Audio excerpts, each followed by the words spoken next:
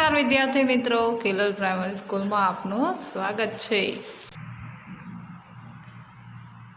આજે આપણે ધોરણ 7માં પાઠ 3 ભણીશું મુગલ સામ્રાજ્ય।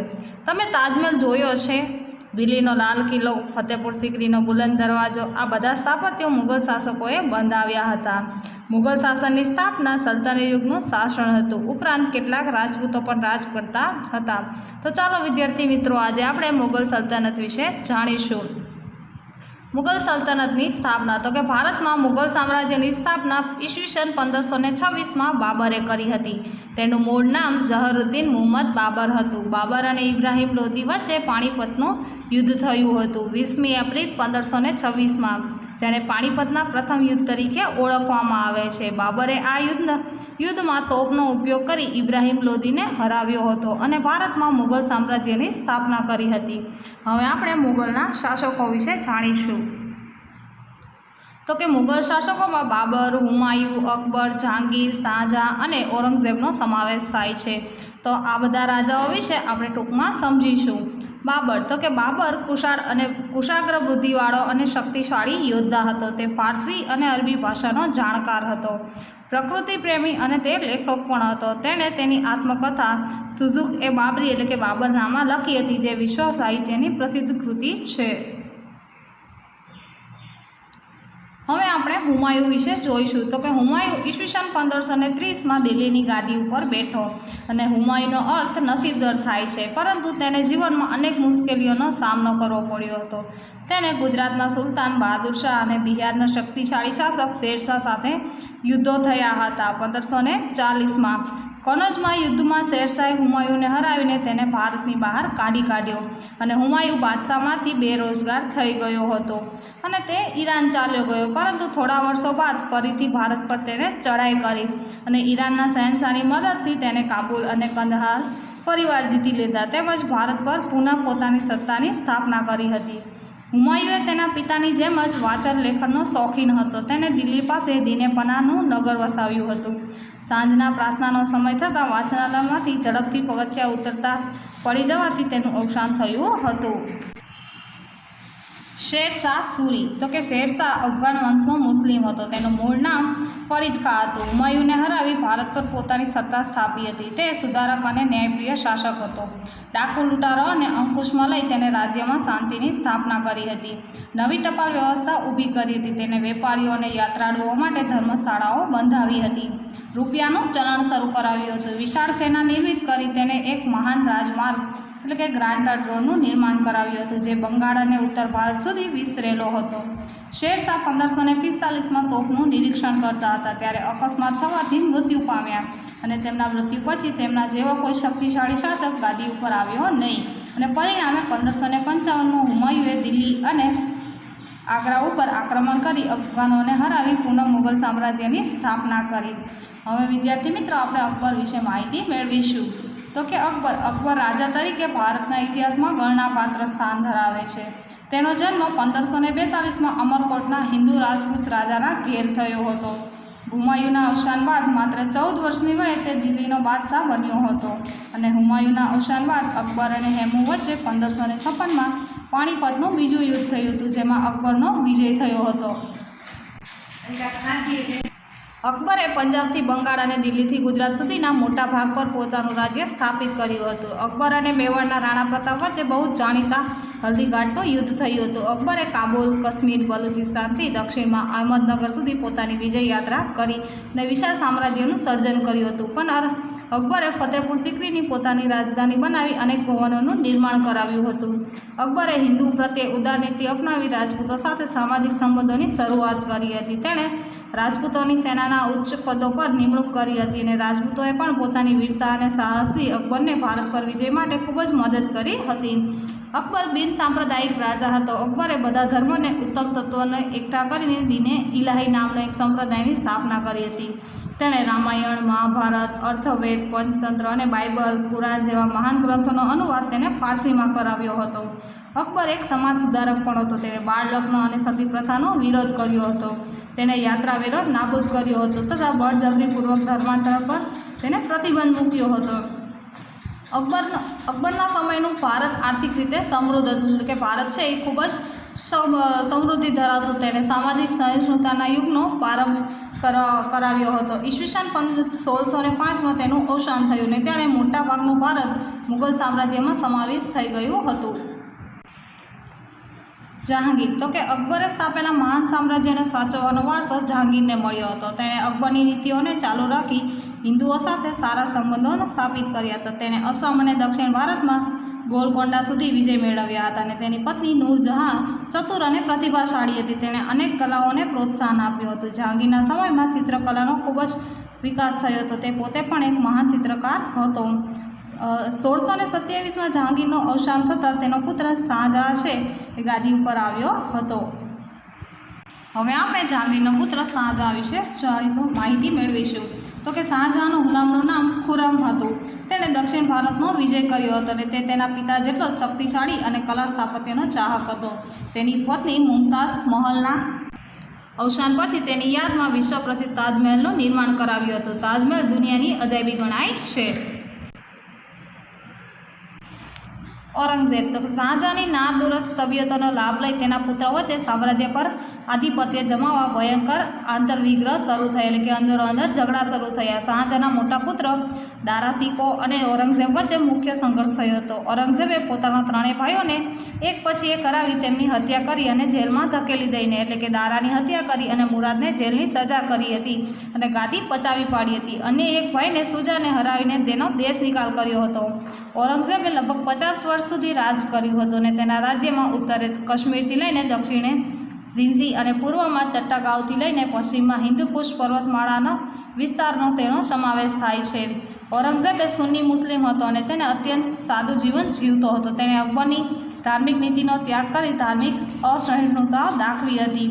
તે સંગીત કલાનો, મૂર્તિ પૂજાનો અને ધાર્મિક ઉત્સવોનો વિરોધી હતો. તેના સમયમાં ઘણા બધા વિદ્રોહો થયા હતા. તે એક શક્તિશાળી બાદશાહ પણ હતો જેણે લાંબા સમય સુધી ભારતના મોટા ભાગ પર શાસન કર્યું હતું, એટલે પોતાનું રાજ કર્યું હતું. ઈસવીસન 1707માં તેનું મૃત્યુ થયું અને તેના મૃત્યુ બાદ નિર્બળ શાસકો ગાદી ઉપર આવતા મુગલ સામ્રાજ્યના પતનનો આરંભ થયો હતો. રાણા સંગ્રામસિંહ તો કે બાબરના સમકાલીન મેવાડના રાણા સંગ્રામસિંહ રાણા સાંગા તરીકે પ્રખ્યાત છે. તેઓ વીર અને સાહસિક હતા. તે અનેક યુદ્ધોમાં વિજય બન્યા હતા. જો કે બાબર સામેના ખાનવાના યુદ્ધમાં તેમની હાર થઈ અને તેમનું સામ્રાજ્ય નહીવત થઈ ગયું હતું. હવે આપણે મહારાણા પ્રતાપ વિશે જોઈશું. તો કે મુગલ સામ્રાજ્યમાં અકબરની સામે મેદાને પડનાર મહારાણા પ્રતાપ મેવાડના એક પ્રતાપી રાજવી હતા. અકબરે મેવાડ પર આક્રમણ કરતાં બંને વચ્ચે હલ્દીઘાટીનું યુદ્ધ થયું હતું અને અકબર વિજય થયો હતો. પરંતુ રાણા પ્રતાપે ઉદયપુરની આસપાસના વિસ્તારોમાં પોતાની સત્તા સ્થાપી અને સંઘર્ષ ચાલુ જ રહ્યો હતો. બંને વચ્ચે સમજૂતીના અનેક પ્રયત્નો થયા પરંતુ રાણા ચિત્તોડ છોડવા તૈયાર ન હતા. તેમણે છાપામાર યુદ્ધ ચાલુ રાખ્યું હતું અને ઈસવીસન 1576માં હલ્દીઘાટના પરાજય બાદ રાણા પ્રતાપ ગોંગુડામાં રાજધાની લઈ ગયા અને જીવનના અંત સુધી તેઓ યુદ્ધ કરતા રહ્યા. બાદમાં ડુંગરપુરના ચાવંડમાં પોતાની રાજધાની સ્થાપી અને 51 વર્ષની વયે તેમનું અવસાન થયું હતું. વીર દુર્ગાદાસ રાઠોડ તો કે દુર્ગાદાસ રાઠોડ મારવાડના શાસક જસવંતસિંહના મંત્રી અશોકરણ રાઠોડના પુત્ર હતા. તેમની તુલના રાણા પ્રતાપ સાથે કરવામાં આવે છે. ઔરંગઝેબના સમયમાં તેમનું આધિપત્ય સ્વીકાર્યું નહોતું. હવે આપણે છત્રપતિ શિવાજી વિશે જાણીશું. તો કે ભારતના મહાનતમ રાજાઓનું સ્થાન પામનાર છત્રપતિ શિવાજી મરાઠા સામ્રાજ્યને સ્થાપક હતા. તેમણે ઈસવીસન 1627માં તેમનો જન્મ શિવનેરીના, એટલે કે મહારાષ્ટ્રમાં થયો હતો. માતા જીજાબાઈ અને પિતા શાહજીના સંતાન શિવાજીના જીવન પર તેમનો સમર્થ ગુરુ સમર્થ રામદાસ અને દાદા કોંડદેવનો વ્યાપક પ્રભાવ હતો. તેમને નાની જહાંગીરમાંથી મહાન મરાઠા સામ્રાજ્યનો વિસ્તાર કરવા 40થી વધારે પણ કિલ્લા જીતી લીધા હતા. મુગલ બાદશાહ ઔરંગઝેબ અને બીજાપુર સાથે તેમણે લાંબા સમય સુધી સંઘર્ષ કરી વિજયો પ્રાપ્ત કર્યા હતા. ઈસવીસન 1665માં મુગલ સમ્રાટ સાથે તેમને હાર થતાં તેમની સાથે સંધિ કરી હતી અને ઔરંગઝેબે તેમને જેલમાં પણ પૂર્યા હતા. પરંતુ ચાલાકીથી છટકી જઈ ફરી વખત તેમને મોરચો માંડી વિજયો કર્યા હતા. ઈસવીસન 1674માં રાયગઢમાં તેમનો રાજ્યાભિષેક થયો હતો અને તે હિન્દુ સમ્રાટ તરીકે ખ્યાતિ પામ્યા હતા. તમે અહીંયા શિવાજીનો રાજ્યાભિષેક જોઈ શકો છો. તેઓ મહાન વિજેતા હોવા છતાં ઉપરાંત કુશળ વહીવટકર્તા અને સંગઠનકર્તા હતા. તેમના મંત્રીમંડળને અષ્ટપ્રધાન મંડળ કહેવામાં આવતું હતું અને ઈસવીસન 1680માં તેમનું અવસાન થયું હતું. મુગલ સામ્રાજ્યની રાજવ્યવસ્થા તો કે મુગલ વહીવટતંત્રની વ્યવસ્થિત સ્થાપના કરનાર અકબર દ્વારા થઈ હતી. શાસનના કેન્દ્રમાં બાદશાહ રહેતો અને તેમને સલાહ આપવા માટે એક મંત્રી પરિષદ હતી. બાદશાહ સર્વોત્તમ સેનાપતિ અને ન્યાયાધીશ પણ હતો. બાદશાહ અને વહીવટતંત્ર વચ્ચે તાલમેલ રાખવા વજીરની નિમણૂક કરવામાં આવતી. તે દીવાને વઝીરે કુલ કહેવાતો અને નાણાં અને મહેસૂલી વ્યવસ્થાનો વડો હતો. તે સેનાના વડાને મીર બક્ષ કહેવામાં આવતો, જે સેનાની ભરતી કરતો અને સેનાના અધિકારીઓની નિમણૂક કરતો. તે ગુપ્તચર તંત્રની દેખરેખ પણ રાખતો. મુગલ વહીવટતંત્રના ગુપ્તચરો વાક્યાન્વીશ તરીકે ઓળખાતા હતા. સમ્રાટની અંગત જરૂરિયાતોનું ધ્યાન રાખવા મીરે સામાન નામનો વિભાગ હતો, જે સરકારી કારખાનાઓનો વડો હતો. ન્યાય વ્યવસ્થાનો તે વડો કાઝી કહેવાતો હતો. મુગલ સામ્રાજ્યની મહેસૂલ વ્યવસ્થા તો કે અકબરે ભારતમાં એક નવી જ મહેસૂલ વ્યવસ્થાનો આરંભ કર્યો હતો, જેને મનસબદારી વ્યવસ્થા તરીકે ઓળખવામાં આવે છે. મહેસૂલનો દર વાર્ષિક ઉપજના 1/3 ભાગ જેટલો જ હતો. અકબરની મહેસૂલ વ્યવસ્થાને સ્થાપક ટોડરમલ હતો. મનસબદારી પદ્ધતિ સેના અને મહેસૂલ એમ બંને સાથે સંકળાયેલી હતી. મનસબ એટલે કે જાગીર અને મનસબદાર એટલે કે જાગીરનો વડો અધિકારી ગણાતો હતો, જે જાગીરમાંથી મહેસૂલ ઉઘરાવતો અને તે વિસ્તારોનો કાયદા અને વ્યવસ્થા જાળવતો હતો. આ માટે તેને જાગીર પ્રમાણે લશ્કર આપવામાં આવતું હતું. તે તેના વિસ્તારોનો વડો ન્યાયાધીશ પણ ગણાતો હતો. તેની નિયત બદલી કરવામાં આવતી હતી અને મુગલ મનસબદારની વ્યવસ્થા વિશ્વમાં અનોખી હતી અને વિશ્વમાં સૌથી વધારે વેતન ધરાવતી હતી. હવે આપણે મુગલકાલીન સંસ્કૃતિ વિશે જાણીશું. તો કે મુગલ યુગમાં ભારતીય સંસ્કૃતિનો બહુમુખી વિકાસ થયો હતો. હિન્દુ અને મુસ્લિમ સંસ્કૃતિનો સમન્વય થયો હતો, જેને ગંગા યમુના સંસ્કૃતિ તરીકે પણ ઓળખવામાં આવે છે. મુગલોએ અનેક કિલ્લાઓ, મહેલો, દરવાજાઓ, મસ્જિદો અને બગીચાઓની સ્થાપના કરી હતી. તેને આપણે હવે જાણીશું. તો કે બાબરે આગ્રા અને લાહોરમાં બગીચાનું નિર્માણ કરાવ્યા હતા. શેરશાહે સાસારામમાં મકબરો અને દિલ્હીમાં મસ્જિદ બંધાવી હતી. અકબરે આગ્રાનો કિલ્લો બંધાવ્યો હતો અને આગ્રાથી 36 કિલોમીટર દૂર ફતેપુર સિક્રીમાં વિશેષ બાંધકામો કરાવ્યા હતા, જેમાં ગુજરાતની વિજયના યાદમાં બંધાવેલ બુલંદ દરવાજો, સલીમ ચિશ્તીની દરગાહ, મસ્જિદ અને પંચમહાલનો સમાવેશ થાય છે. જહાંગીરના સમયમાં બાંધકામમાં સંગેમરમરનો ઉપયોગ વધ્યો હતો. જહાંગીરનો સમય મુગલ સામ્રાજ્યના સ્થાપત્યનો સુવર્ણયુગ ગણાય છે. તેને આગ્રામાં તાજમહલ અને મોતી મસ્જિદ તેમજ દિલ્હીમાં પ્રસિદ્ધ લાલ કિલ્લાનું નિર્માણ કરાવ્યું હતું. ઔરંગઝેબે પોતાની પત્નીની યાદમાં ઔરંગાબાદમાં રાબિયા ઉદ દૌરાનો મકબરો બનાવ્યો હતો, જે તાજમહેલ જેવો જ કલાત્મક છે. ચિત્રકલા તો કે મુગલ ચિત્રકલા વિશ્વવિખ્યાત હતી. જહાંગીરના સમયમાં તેનો ખૂબ જ વિકાસ થયો હતો. મુગલ શાસન ઉત્તમ ચિત્રકારોને દિલ્હીમાં આમંત્રિત કરતા હતા અને અકબરના સમયમાં જશવંત અને બશાવન નામના એક મહાન ચિત્રકારો હતા. તેમણે ફારસી કથાઓ, મહાભારતમાં અનુવાદના પુસ્તકો અને અકબરનામાના પુષ્કળ સુંદર ચિત્રો દોર્યા હતા. જહાંગીરનો મંસૂર નામનો ચિત્રકાર વિશ્વવિખ્યાત હતો. જહાંગીરે એક ચિત્રશાળાની પણ સ્થાપના કરી હતી. આ સમયે રાજસ્થાન, ગુજરાત, પંજાબ, હિમાચલ પ્રદેશ અને દક્ષિણના રાજ્યોમાં પણ ચિત્રકળાનો વિકાસ થયો હતો. સાહિત્ય કે મુગલ રાજાઓ સાહિત્યના પોષક હતા. તેઓ સારા લેખકો. આ સમયે ફારસી, અરબી, હિન્દી અને અન્ય ભારતીય ભાષાઓમાં વ્યાપક સાહિત્યની રચના થઈ હતી. અબુલ ફઝલે અકબરનામા નામના ગ્રંથમાં અકબરની જીવનકથા આલેખી છે. તેણે મહાભારતનો અનુવાદ કર્યો હતો. ભારતીય ભાષાઓમાં શ્રી કૃષ્ણના જીવન પર આધારિત ઘણું સાહિત્ય રચાયું હતું અને મરાઠીમાં એકનાથ જ્ઞાનેશ્વર અને સ્વામી રામદાસે ભક્તિ સાહિત્યની રચના કરી હતી. હવે છે સંગીત. તો કે અકબર સંગીતનો જ્ઞાતા હતો. તેને નવરત્નોમાં તાનસેન મહાન શાસ્ત્રીય ગાયક હતો, જેણે અનેક રાગો પર રચના કરી હતી. સમાપન. તો કે ઈસવીસન 1526માં સ્થપાયેલ મુગલ સામ્રાજ્ય ઈસવીસન 1707માં ઔરંગઝેબના મૃત્યુ બાદ પતન તરફ ધકેલાયું હતું. કોઈ શક્તિશાળી શાસકના અભાવના કારણે ભારત નાના નાના રાજ્યોમાં વહેંચાઈ ગયું, જેમાં મુગલ વંશના નિર્બળ શાસકો હૈદરાબાદના નિઝામ, બંગાળના બિહાર નવાબ, રાજસ્થાનના રાજપૂત રાજ્યો, મરાઠા, પંજાબના શીખ રાજ્યો વગેરેનો સમાવેશ થાય છે.